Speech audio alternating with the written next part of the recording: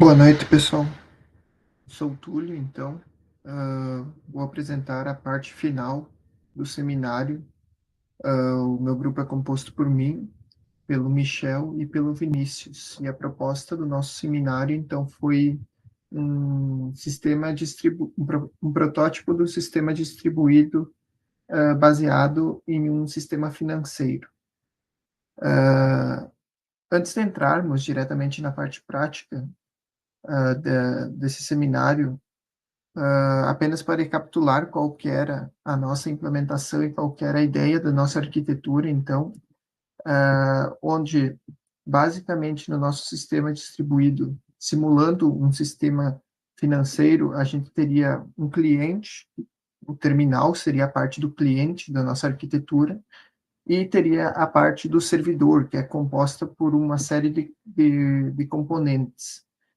Indo para a aplicação, de fato, a gente teria um gateway, que o gateway nada mais é do que um sistema que receberia as entradas e, com base nessas entradas, publicaria em uma fila do RabbitMQ, que seria o nosso sistema de mensageria, e o RabbitMQ, então, as filas seriam consumidas por outros microserviços, que no nosso caso são apenas dois, um que é a consulta e outro que é o microserviço de saque.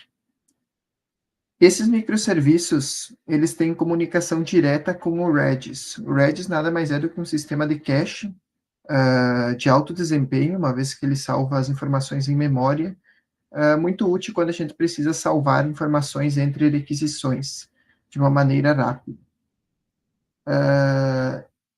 Para uma transação de saque simulado funcionar no nosso sistema, então ela precisa de duas partes, como eu falei. Uma parte que é a consulta, que a requisição chega no gateway, é publicada numa fila do RabbitMQ que está sendo consumida por um microserviço de consulta, e após a consulta, então, a segunda parte para a transação efetuar de fato seria o saque, que nada mais é do que uma gateway é publicada no RabbitMQ e é consumida pelo microserviço de saque, então. Tudo isso está dentro de um ambiente de orquestração, que no nosso caso a gente está usando o Docker Swarm, então. Indo para a parte especificamente de infraestrutura que nós montamos para apresentar essa parte prática, nós temos a seguinte forma. Nós estamos utilizando o Postman para simular os requests. O Postman é o nosso cliente, então, todo o nosso ambiente de orquestração, ele é montado usando o Docker Swarm, e dentro do Docker Swarm, então, vai ter dois hosts, vai ter duas máquinas virtuais Linux, utilizando o Ubuntu. Uma máquina virtual, então, vai ser a master, que vai ser responsável por gerenciar o cluster, e uma outra máquina virtual é chamada dentro da arquitetura do Docker Swarm de worker, ou o trabalhador, que é onde serão executados os containers. Então, basicamente, é um ambiente de orquestração Docker Swarm com duas máquinas virtuais dentro delas, onde dentro de cada máquina virtual vai estar, de fato, sendo executados os containers da nossa aplicação. Tudo isso, no nosso ambiente aqui, está sendo executado em cima de uma mesma máquina física local. Mas é claro que em um ambiente real a gente estaria criando máquinas virtuais, criando hosts em vários servidores diferentes para garantir uma melhor resiliência e disponibilidade do sistema. Indo para o passo a passo aqui, então, que foi necessário para fazer a implementação do nosso sistema financeiro. Eu montei um step by step aqui do que foi necessário, do que a gente vai fazer de uma forma bem rapidinha, mas é basicamente a criação, então, das máquinas virtuais, a instalação e a configuração do Docker em cada uma dessas máquinas, liberação de firewall, como elas precisam atuar dentro de um mesmo cluster, de uma mesma rede, elas precisam ter comunicação entre si, então caso esteja um firewall habilitado como o FW, o Uncomplicated Firewall que vem por padrão no Ubuntu, é necessário fazer essa liberação. Então, após isso, é basicamente agora já comandos mais relacionados ao Docker, que é ativar o modo swarm, alguns comandos aqui úteis que a gente vai utilizar, subir os containers e, a partir disso, os serviços de execução, a gente já consegue ver detalhes dos serviços e realizar os nossos testes. Basicamente, vamos acessar aqui rapidamente utilizando o SSH cada uma das máquinas virtuais. Acessamos a primeira, acessar a segunda VM,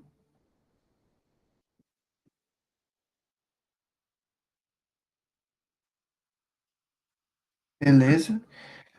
Primeiro passo, que é necessário aqui do step by step, então. A gente já fez essas 3 primeiras etapas, que é a criação das máquinas virtuais, instalação, liberação de firewall, isso eu já fiz previamente, mas eu queria mostrar algo que é interessante, por exemplo, a ativação do modo swarm. A gente utiliza esse comando do próprio Docker, então, só vou dar um sudo aqui, beleza? E com esse comando do Docker, a gente está dizendo para iniciar o modo swarm e passando o IP da máquina que vai ser o nosso manager, a máquina que vai gerenciar o cluster swarm, que é, no caso, o IP da própria VM1 aqui. Beleza? Swarm inicializado. Feito isso, para qualquer outro NOC que quer entrar dentro do Swarm, basta utilizar esse comando, então ele gera um token, e basta ir na nossa outra VM aqui e incluir ela dentro do Swarm. Isso aqui, beleza? Colar o comando, e é basicamente isso. A nossa VM2 já está incluída no Swarm. Se a gente quiser ver todos os nodes, todas as informações de todas as VMs que estão incluídas no Swarm, dá para usar o comando docker nodes ls.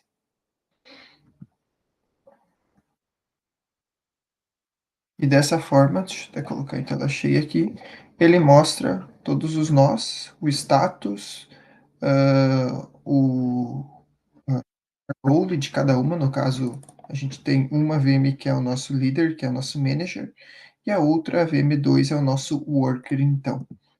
Beleza, configurado. Já criamos o Swarm, já temos essa parte pronta. O que nós precisamos fazer agora, basicamente, então, é subir os containers. É claro, para subir os containers, para subir as nossas aplicações desenvolvidas, então, foi necessário fazer uma configuração prévia do Docker Compose. O Docker Compose nada mais é do que um arquivo de configuração do Docker, em que a gente define todos os nossos serviços, as imagens, os nomes do container, variáveis de ambiente, tudo que é necessário. Aqui na nossa VM Manager, então, eu já coloquei o arquivo Docker Compose aqui.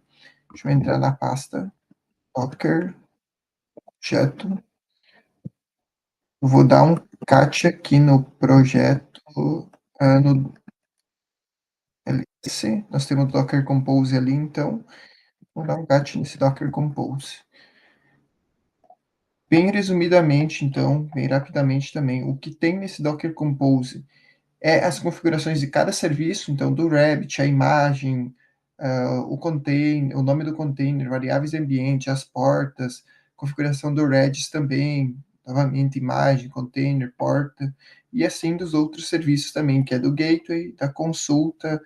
Se precisar ter variáveis de ambiente, a gente pode criar aqui. Se um container depende de outro antes de ser inicializado, a gente configura aqui também, no caso, o container do gateway depende do RabbitMQ e do Redis que estejam antes, assim como os outros containers que são microserviços Java, na verdade.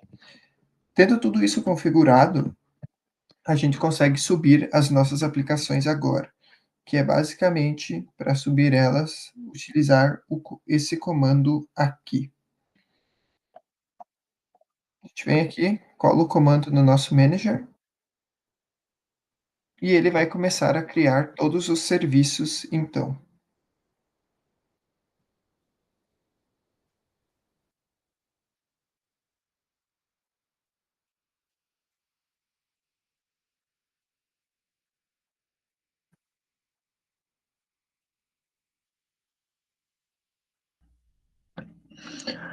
Após ter sido criado, então, os serviços utilizando o comando docker stack deploy, nós podemos ver exatamente quais serviços estão executando, quais containers estão executando em cada uma das máquinas virtuais do nosso cluster Swarm. Para fazer isso, basta executar o comando docker node ps e passar o nome do hostname da máquina que a gente quer ver, no caso VM1. Então, dos nossos 5 microserviços que fazem parte da nossa aplicação, nós temos 3 executando na nossa VM1 e nós devemos ter 2 executando exatamente na nossa VM2.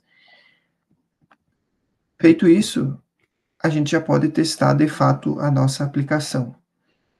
Para isso, nós vamos utilizar o Postman aqui, que vai ser o nosso cliente, então, que vai simular as requisições feitas por terminais ao nosso sistema financeiro. E uma transação de saque, como eu já expliquei, ela é composta por duas partes, uma consulta e depois o request de saque. A consulta nada mais é do que uma requisição POST que a gente envia para o IP da nossa primeira máquina virtual, que é a nossa máquina Virtual Manager, para a porta da aplicação e para o endpoint da aplicação do gateway. A gente envia, então, um payload simples de request de consulta e eu coloquei alguns testes depois para validar a resposta, que é basicamente validar que o status é 200 e validar que retorna todos os atributos do JSON de resposta que a gente espera.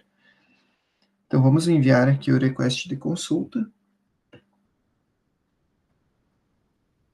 Primeira request geralmente demora alguns segundos a mais, porque os serviços estão sincronizando ainda. Mas já retornou a resposta, então, tivemos o 200, e aí a gente pode enviar já, de fato, a nossa requisição que efetivaria a transação, que é a transação de saque. Qual que é a vantagem de utilizar o Redis?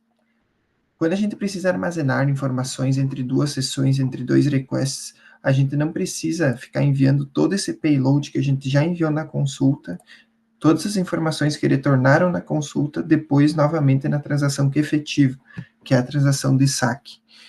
O que a gente faz? A gente gera um identificador na consulta, salva todas essas informações em cache lá no Redis, e quando a gente envia a outra requisição, a gente apenas envia o identificador, que é basicamente a chave que a gente precisa utilizar para buscar as informações que já estão em cache referente à consulta.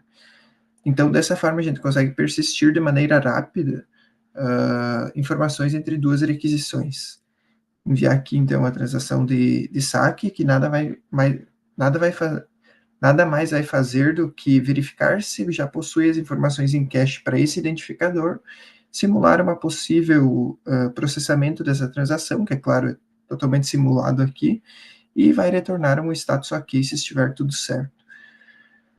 Beleza, nós vimos que funciona, mas agora vamos trazer um pouquinho do porquê que utilizar arquitetura de microserviço, utilizar RabbitMQ, utilizar conceitos de infraestrutura como o Docker, o Docker Swarm, ter esses mecanismos em diferentes camadas, na camada de aplicação, na camada de infraestrutura, são importantes. Vamos simular que existam várias terminais que estão fazendo requisições ao mesmo tempo para o nosso serviço.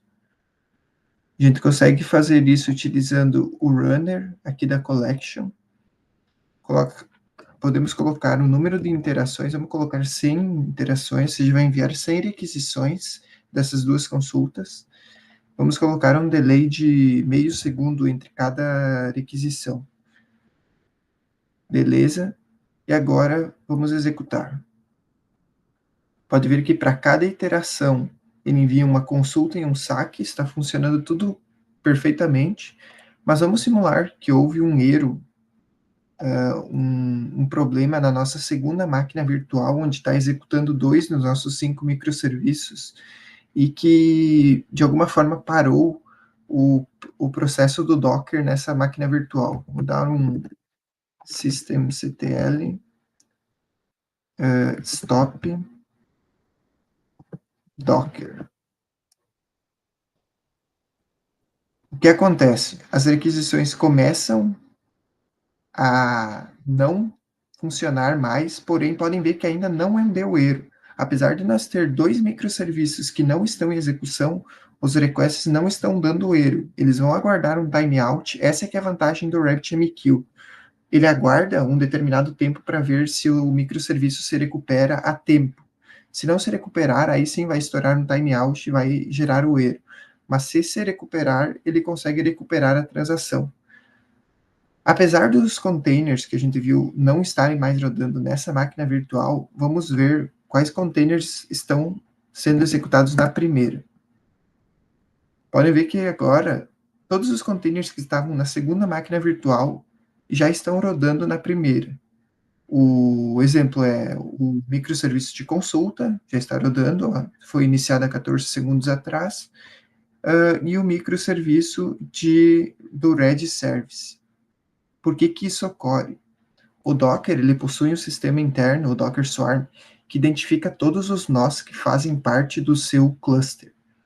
Quando um nó apresenta um status de falha que não está funcionando, ele identifica todos os containers que estavam sendo executados naquele nó e realoca eles para um nó que esteja funcional dentro do cluster. Dessa forma, todos que estavam sendo executados no segundo passaram a estar executando no primeiro.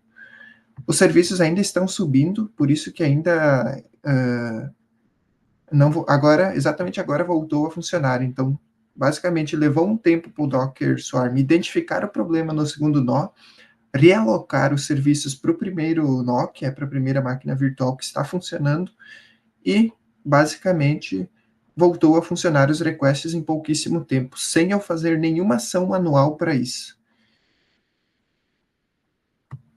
Nós podemos ver aqui, dentro da primeira máquina virtual, dando um Docker Node ls, que de fato o status da primeira máquina virtual está ready e o status da segunda está down.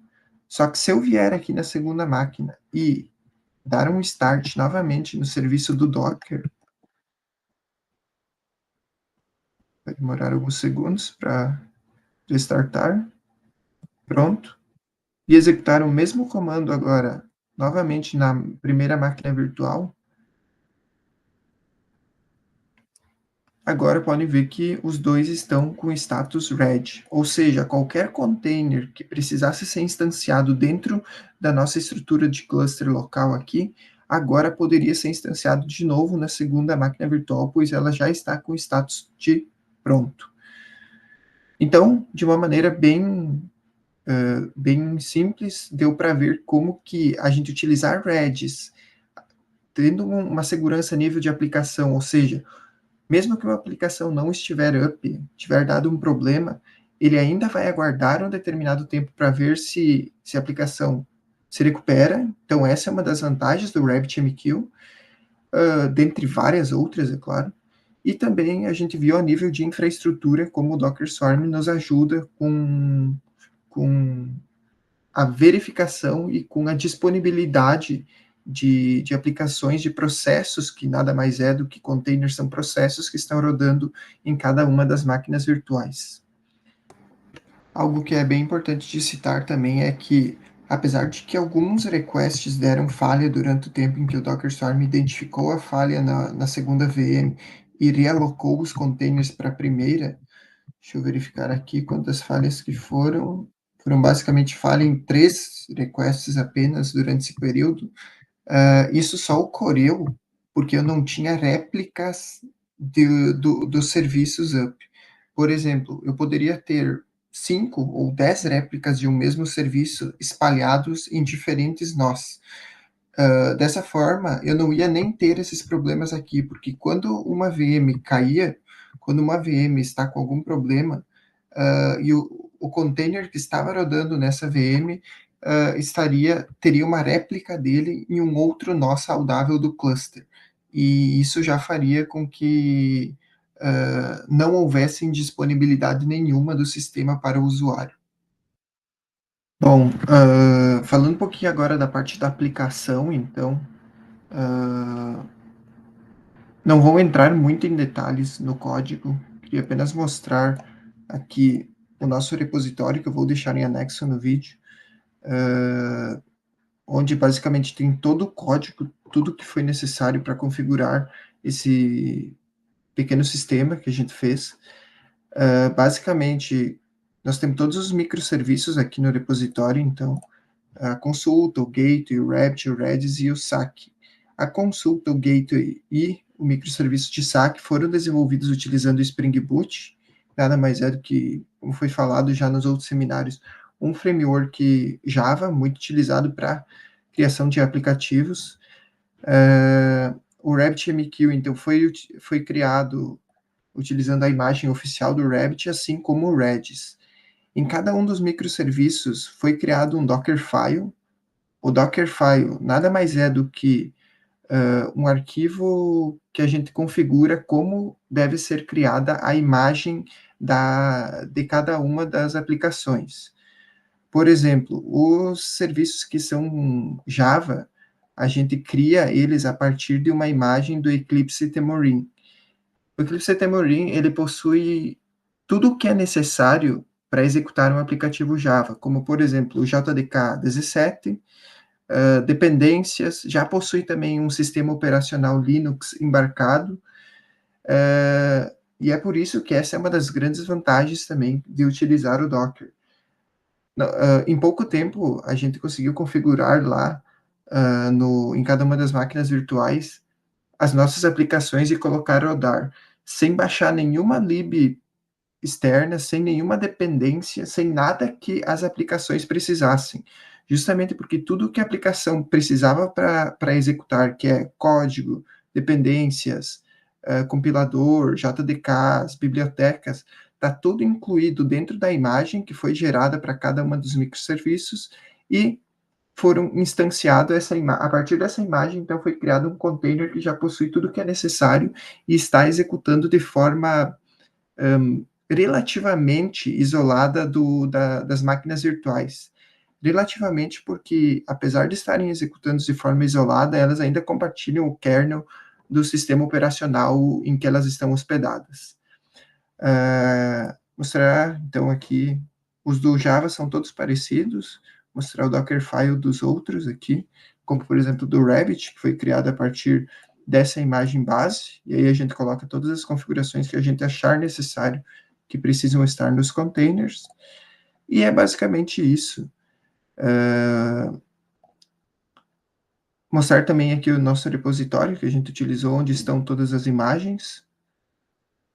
Nós temos o repositório aqui do projeto, então. Criei uma espécie de versionamento, então, onde cada uma das imagens de cada microserviço eu coloquei como versão 1.0.0, para ter uma espécie justamente de controle de rastreabilidade e versionamento, caso fosse necessário outras versões desses aplicativos. E da parte prática é basicamente isso, pessoal. O que a gente queria mostrar é, de fato, claro que de uma forma mais abstrata, mais simples, mas como, de fato, um sistema complexo, um sistema que exige alta disponibilidade e utiliza ferramentas, utiliza processos e métodos que são muito utilizados hoje no mercado. E é uma proteção, digamos assim, todas essas ferramentas elas estão em várias camadas, tanto na camada de aplicação, a gente possui ferramentas de, de resiliência, de tolerância à falha, e tanto na camada de infraestrutura, na camada de segurança, que a gente não abordou tanto, mas em um sistema real, todas essas camadas possuem mecanismos de proteção, possuem mecanismos de resiliência e de tolerância a falhas. De uma forma bem resumida, eu acho que deu para apresentar um pouco como funciona um sistema financeiro, um sistema crítico na prática, e é basicamente isso, pessoal.